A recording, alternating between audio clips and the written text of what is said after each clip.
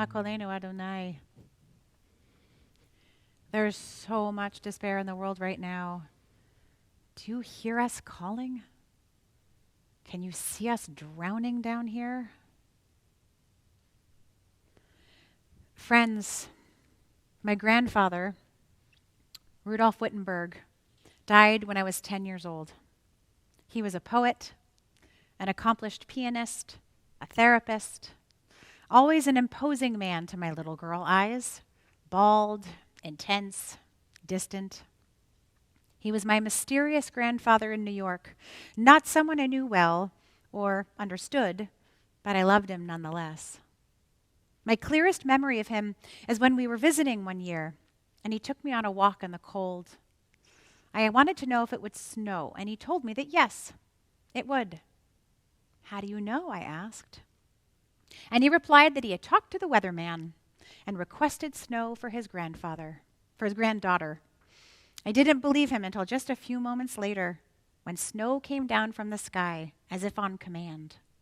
In that moment, he also became my magical grandfather. For all the ways in which I thought of him, however, none included me feeling like he knew me very well. I'm the youngest of 4, the only girl, and I saw him rarely. He was a mythic figure, a little scary, certainly not someone who could understand my California girl free spirit. But recently, my brother Mark sent me a copy of a poem that my grandfather wrote about me years ago. I had seen it once, but hadn't really taken it in then. This time, however, the poem struck me with tremendous force. He had written a poem about me and each of my brothers at different ages, mine in honor of my 2nd birthday. Your mouth is large, he writes, the upper lip, a firm defiance of your age. Right arm points, fist commands. Future rabbi, even then? I've read this poem dozens of times, marveling every time that this mysterious man, about whom I knew so very little, saw me so clearly at 2 years old. He was always watching, always observing all sides of the people around him. My brother's poems were even more astute because he knew them better than he knew me. He saw my brother Mark's observant, ever-questioning gaze, my brother Paul's quick wit and deep knowledge of himself and the world around him, and my brother Mike's keen mind and agile body. We rarely saw our grandfather, but boy did he see us, all parts of us. He saw my demanding little fist that would turn into my desire to lead, and my brother's complex personalities that would blossom into who they became.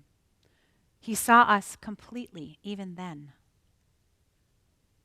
Isn't this kind of knowing, this seeing, exactly what we are all yearning for today? We're terribly afraid of it, scared to reveal who we really are, even to the source of life. But in the deep center of our beings, I believe that being seen completely in all our beauty and our ugliness is what will redeem us all. We feel safe picking up that tin can phone and saying, Shema Kolenu, asking for the proper things from God, confessing the acceptable sins. But what about the parts of us that we are so ashamed of that we don't even want God to see them? What about the part that admits that we don't even know if God is there? How do we stand naked before God in all of our imperfect glory? Especially in this culture in which we find ourselves, where one bad decision, one bad moment can be broadcast across the world and we can get canceled for it. Where's the forgiveness in that? It takes so much courage to be a vulnerable human being. In one of the earliest and most famous passages in the Torah, we find the story of Adam v'Chava, Adam and Eve, the wily serpent and the tree of the forbidden fruit. God tells Adam and Eve, of course, that they will die if they eat of the fruit of the tree of knowledge. But the serpent appears and says, No, you have it all wrong. You won't die if you eat of that tree.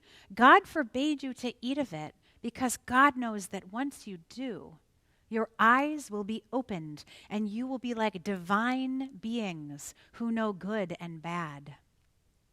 God knows that you will see each other in the world as it really is, clearly, if you eat from that tree, the serpent says.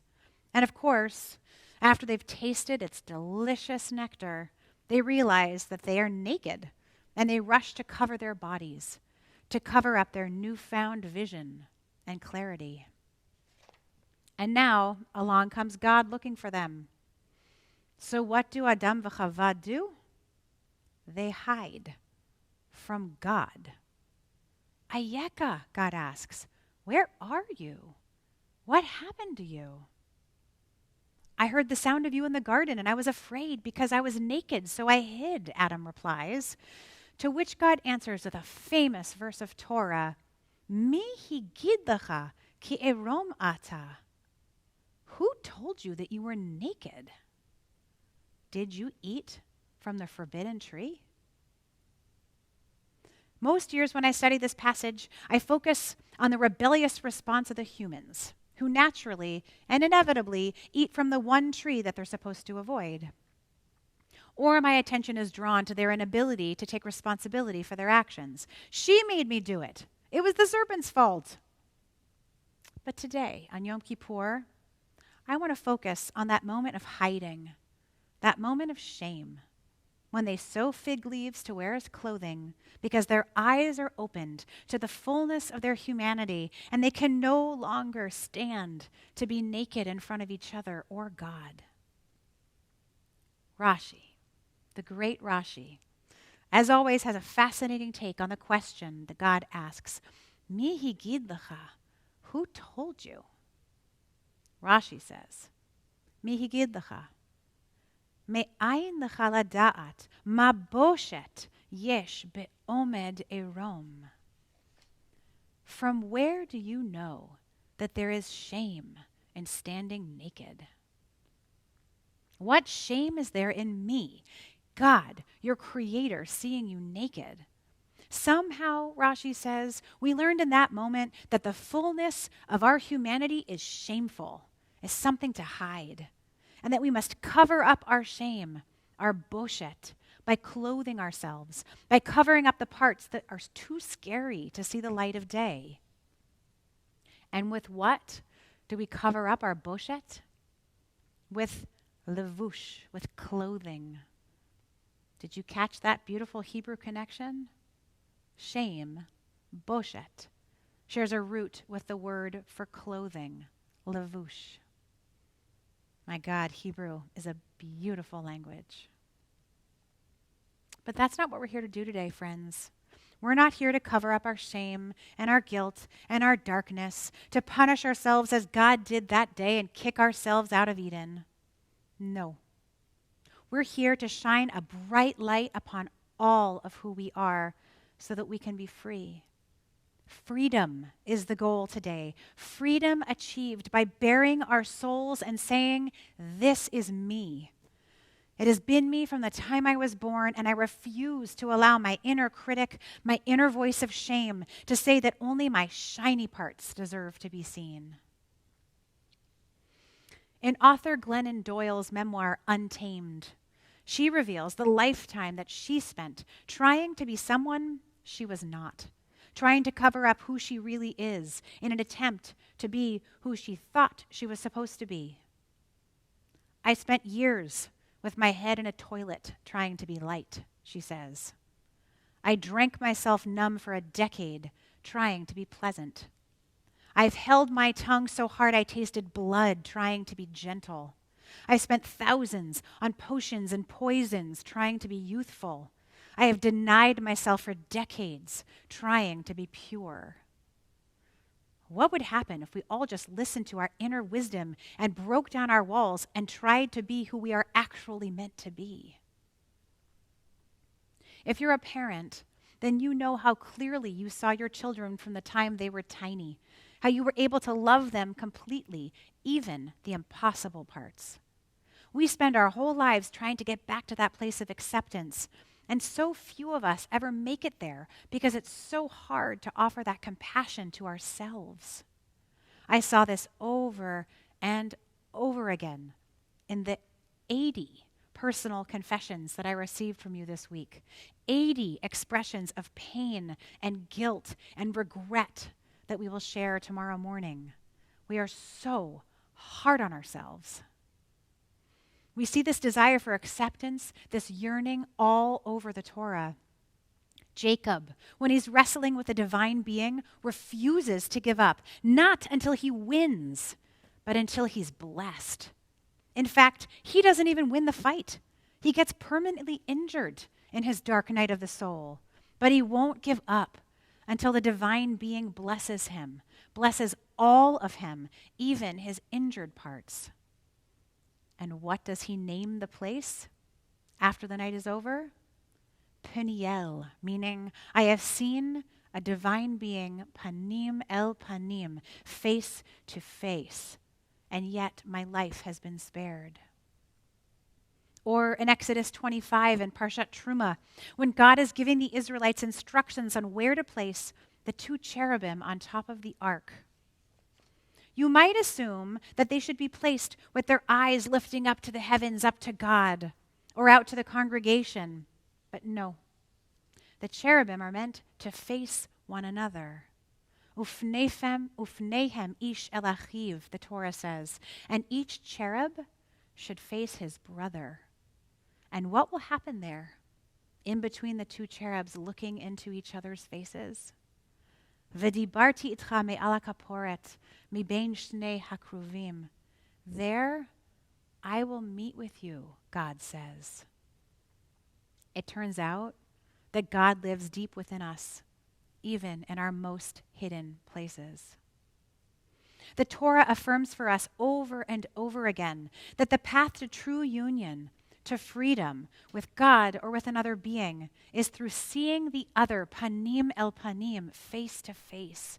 And yet, we walk around with spiritual masks on all the time, covering ourselves, keeping our hidden secret parts hidden. How are we supposed to heal if we aren't willing to be revealed? In his poem, Dropping Keys, 14th century Persian mystic and poet Hafiz lays it bare for us. The small woman builds cages for everyone she knows, while the sage, who has to duck her head when the moon is low, keeps dropping her keys all night long for the beautiful, rowdy prisoners. I want to be a beautiful, rowdy prisoner. Or maybe I want to be the sage. You want to join me? What would it mean to take off our masks of shame? Not our real masks, those we need to keep wearing to protect everyone around us, but our spiritual masks, the barriers between us and what we so deeply desire. So much of our liturgy is written in the plural, in the we. Our God, our Redeemer, help us, bless us, Avinu, Malkeinu. We pray in community because it is here that we hold each other up. But do we also pray in the plural to hide in the herd? We waste so much time and energy trying to cover up who we really are when what we crave is deep connection. How would it feel to get back to Eden, not to a place of perfection, but to a place where everyone is seen completely and no one feels the need to hide? What if Eve's thirst for the delicious fruit was not a transgression, but an expression of her true desire? What if she was meant to be our model and not our warning against what happens when you embody your desire? And we could say instead, as Glennon Doyle does, own your wanting, eat the fruit, let it burn. How would that interpretation of this foundation story change the trajectory of so many lives? And how is communal prayer stopping us from saying, this is all that I have, take it or leave it? Actually, please take it. Please accept me. We are waiting for hope and acceptance, God. Can you please offer it to us? At the Supreme Court memorial service for Ruth Bader Ginsburg last week, Rabbi Lauren Holtzblatt spoke beautifully about how Justice Ginsburg was born into a world that did not see her, Yet she saw beyond the world's blindness and had a vision of what it could and should be. Her life's work was to insist that we the people would include all the people, Rabbi Holtzblatt said. Justice Ginsburg fought tirelessly, relentlessly for women to be seen, and yet most of us spend our entire lives hiding the fullness of who we are. Justice Ginsburg talked about how the young women in law school with her would hide their intelligence from their male classmates, only to find upon graduation that no law firms would hire them. What would it mean to honor the memory of that great justice warrior by embodying our power and our vulnerability, our despair and our longing for hope? In our American culture, vulnerability is somehow seen as a weakness rather than as a measure of how courageous we are. We cry in the shower. We confess anonymously because that's where it feels safe. But is it how we heal? Isn't the goal, as we just saw in that beautiful video a few minutes ago, to hold onto a thread of hope, as thin as it might be, that we can be seen and accepted completely, and that someone is in fact listening? My grandfather's poem about me ends like this. Close to you, on the floor, I will obey as others have. Though you'll not recall this hour, nor your power, they'll stay imprinted in my mind. Nowhere does he say that I should be ashamed of my demanding little fist, or that I should keep it in check, or that any part of me is more worthy of love or acceptance or grace than any other.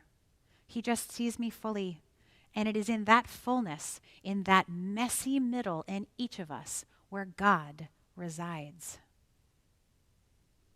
When we meet like this, writes Mark Nepo in his poem, The Way Under the Way, I may not have the words, so let me say it now.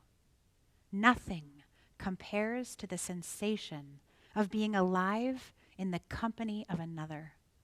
It is God breathing on the embers of our soul. Let the breath in, friends, igniting our souls. Allow it to soften our edges and our fears so that we can receive what we most truly long for. Welcome to your Yom Kippur journey. May we all be healed. I'm not the things my family did. I'm not the voices in my head. I'm not the pieces of the brokenness inside. I am light. I'm light. I am light. I am light. I am light. I am light. I'm not the mistakes that